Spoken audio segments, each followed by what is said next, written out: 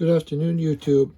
I felt compelled to make this particular article because I feel that my prediction with COVID-19 seems to be following the trajectory in which I thought it would.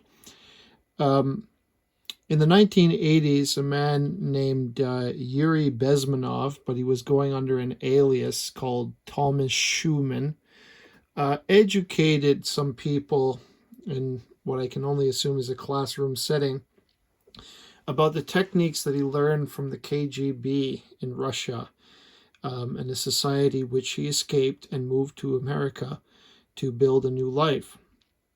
Though it's not officially on record, he was later assassinated in Canada, in Windsor. And I can confirm that hypothesis because you can see that every ex-KGB defector has died young, in their 50s, car accident, or a vagary surrounding their death. But the point is that the KGB isn't messing around. If you leave them and you are one of their own, they'll come after you with a vengeance. That aside, what he taught us lives on. And it's very much an employed technique today used by none other than China with COVID-19. Now, the thing that I couldn't stand and I can't tolerate is this. Trump was condemned for saying that you need to attribute the mistakes the Chinese made to China. And the clown media, or fake news media, whatever you want to classify them as, kept steering away from the responsibility that China bears for the world. And that is the responsibility of releasing this virus and from preventing anybody who is trying to make the situation better, let's say, or to assist them or help them or try to contain the virus within China itself, were thwarted repeatedly by the Chinese government. Now, the reason why I bring in this particular story is because Yuri Bezmenov is here going to explain to you how the tactics of subversion relate to the exact control of subverting one's enemy using something like a gathering force that a country will behave in, that they'll follow, and that you can help to continue the direction to influence and further put control over them. It's a bit of a complicated statement to make, because when you look at that, the Chinese right now are in an age of expansionism, in an age of war. They want to expand, they want to build their empire, they wish to expand their influence in every other country of existence, especially the United States, especially Europe. They want to be a superpower. And nobody, so far as I've known, except for maybe Trump and Putin and the Japanese Prime Minister, and possibly the Australians and the Indians, are somewhat aware of it and or indirectly acting upon it. Now that Trump is gone, the Biden administration has suspiciously gone away from American patriotism and American interests. And lo and behold, they are reversing all the policies that Trump implemented to protect the United States from influence, subversion, illegal border crossing, and whatnot. Biden has undone all of it. Today, it was even a matter of the news that he's stopping all construction crews from continuing the border wall on the U.S.-Mexico border, and is reversing the policies that Trump essentially put in place with the tariffs and whatnot. And slowly but surely, it will all be reversed. But nonetheless, in his first 100 days, he's acted very badly against the American interests. So How does this all go back to COVID? COVID-19 came to us as a result of viral bioweapon experimentation. As I put my thesis forward, this is what I suspect happened. It was a Wuhan virology lab. It was a super lab, a big one. And they were experimenting on all kind of lethal viruses there, and somehow it escaped into the public domain. And I do believe that it was deliberately released, although there are theories that it was an accident. But when I look at some of the news that I've been reading, that the Chinese military was collaborating with this super lab, it leads me to believe that Xi Jinping and the Chinese Communist Party and government officials were very much aware of what was going on and may have even sanctioned it. So COVID-19 got released by the Chinese. Suspiciously, the news never talks about China bearing any responsibility anywhere today. No matter how many people die, no matter how many people get infected, nobody's talking about that China is the one that spread it. China prevented any outside help or outside, let's say, scientists or engineers or anything to do with medical personnel or WHO personnel to come in and study the origins of the virus or anything like that. They secreted all information. They suppressed all information. Look at Dr. Lee. Look at how they treated Taiwan. The WHO treated Taiwan after they came forward saying how contagious it was, and so on. We can look at the hypocrisy with masks and all the misleading information that the WHO, under Chinese patronage, mislead everybody with their information. It's not a coincidence. The WHO is a tool of China, and Biden's administration is also a tool of China. Directly or indirectly, by hook or by crook, money or threatening or otherwise. I believe that China is very much acting in the techniques of subversion that Yuri Bezmenov speaks about in this video, and that COVID-19 is that driving force that accumulates everybody under its banner to move in one direction, but the direction in which China wants us to go, so to speak. China wants the Americans weak. They want the West weak. They want everybody shut down. They want Europe shut down. Why? Because they want to become the superpower in the world. First the economic and the military simultaneously superpower. So what I'm trying to say is China is engaged in war, the next great war, the Third World War with the rest of the world. And everybody is guilty of not noticing it. Everybody is guilty of letting it go under the rug, so to speak, and nobody knows nothing.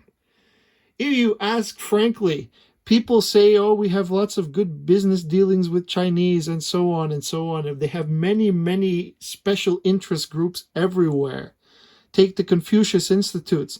Why on earth do we have those things here in America? As I understand it, they promote anti-American rhetoric, confusion in American history. They teach critical race theory. They teach all kind of ways to confuse mentally and distort knowledge, and most specifically to influence the children, or pardon me, the students under their education, to be indoctrinated, to take in propaganda and to keep swallowing it until their minds basically turn in the direction that the Chinese wish for them.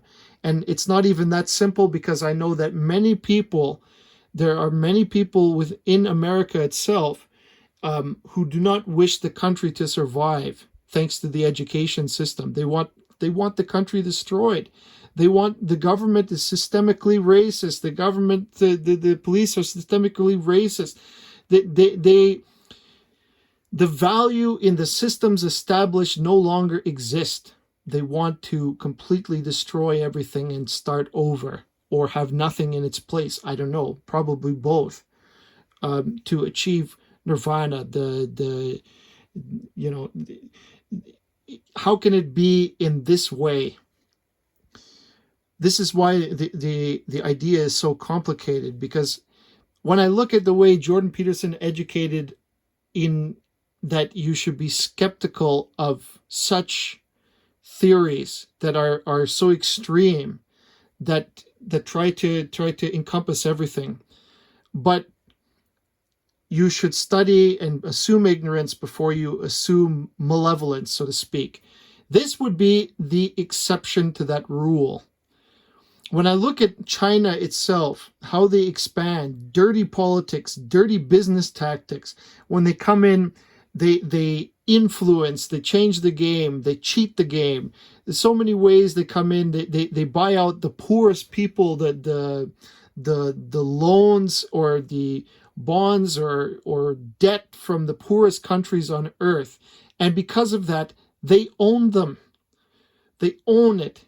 They politically can influence, they can move in their own people, they can build whatever they wish, and they can force those countries down. Look at what happened to Italy.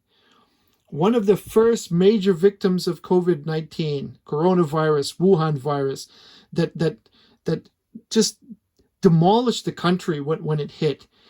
So many people piled high, bodies piled high, funeral pyre, but not exactly a funeral pyre, just to burn the bodies quickly enough so that they won't infect anybody.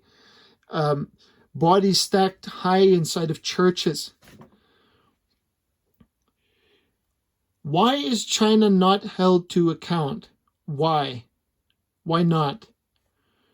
It's imperative that China be held to account by the world. I would sentence them to war crimes at The Hague and let the leaders stand trial.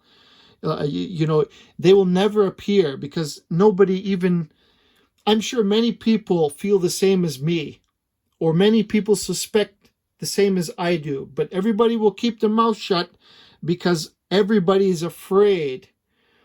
When you talk about, contrary to the grand narrative that they've set up here for us in North America, you can be charged, you can be censored, you can lose your job for speaking the words that I do, for telling the truth as clearly as I can manage.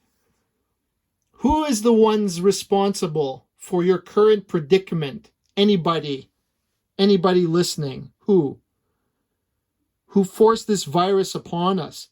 China. There is nobody else responsible. They could have stopped it. They could have prevented their people from traveling home. They could have quarantined. They could have allowed the Americans, the Germans, whomever went to send their doctors in to study the virus and help to mitigate the problem. Taiwanese, anybody willing to help, but they keep refusing.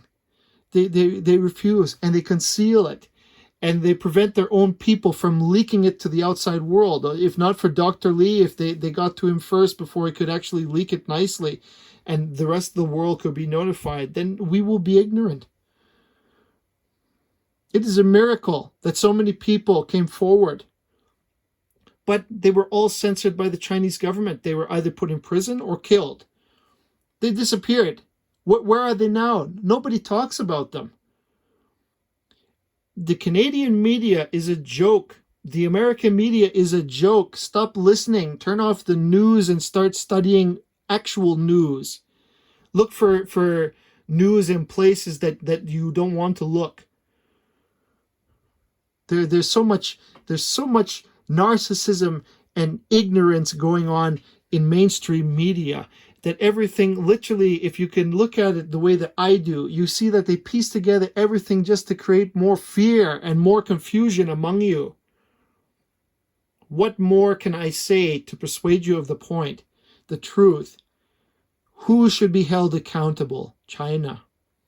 Trump is punishing them economically.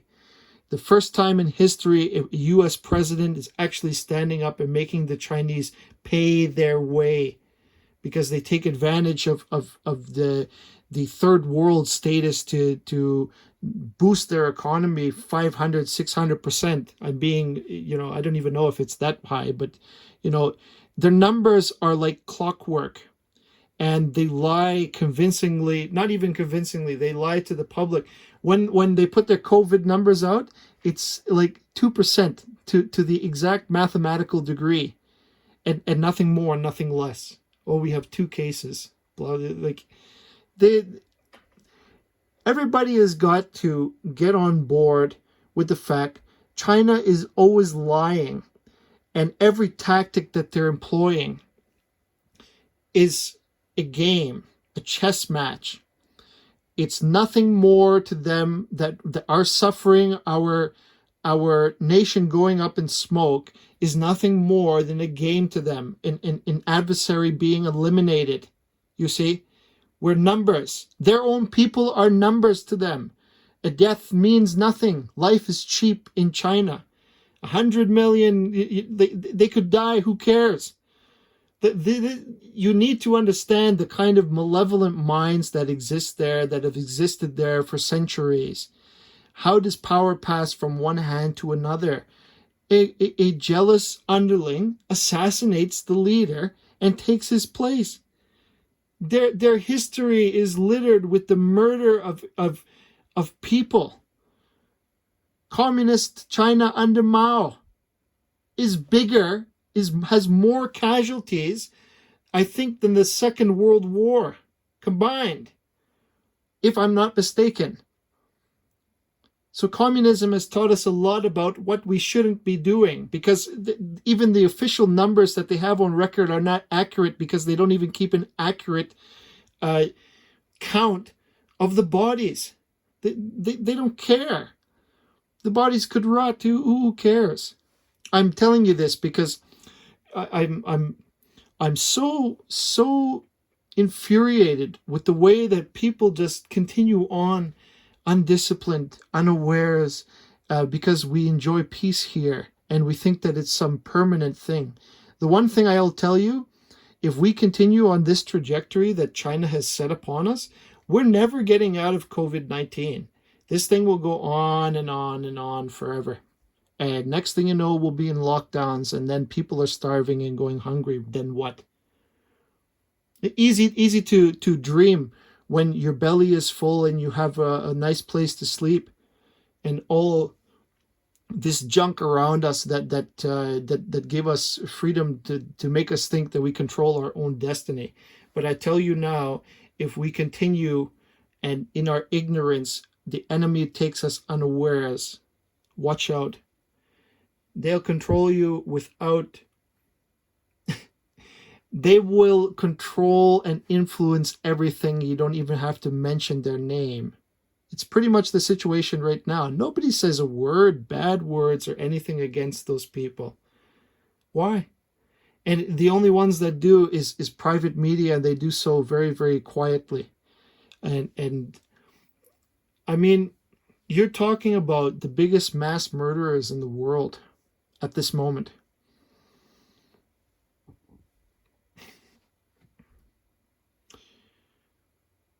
Anyways, I'm going to put this recording behind the actual recording from Yuri Bezmenov explaining concisely why subversion can only exist in a country that's receptive. If you employ the isolationist tactics of Japan, you'll see that China can't subvert us because we won't even let them in the front door. Confucius Institutes will be considered treason, a crime.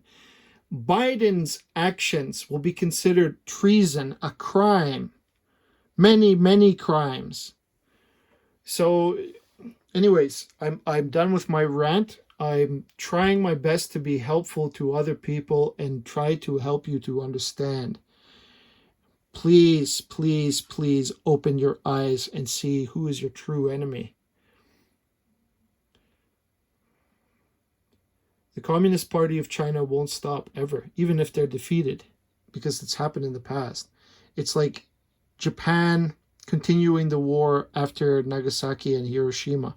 Japan understood after that battle that it's not even a battle, but after that atom bombs fell and destroyed and decimated, they understood that the policy has to change. There was a rational, logical growth that happened, and as a result, they became extremely powerful with high discipline. Look at Japan. Look at how they function today. China is not. China doesn't care if you nuke the entire place. If they're still surviving, they'll command their kids, their grandkids, everything to come after and to. It's like the Israelis going after Eichmann. Vengeance will continue through the generations until the vengeance is complete. And China's arrogance and pride will not allow them to stop.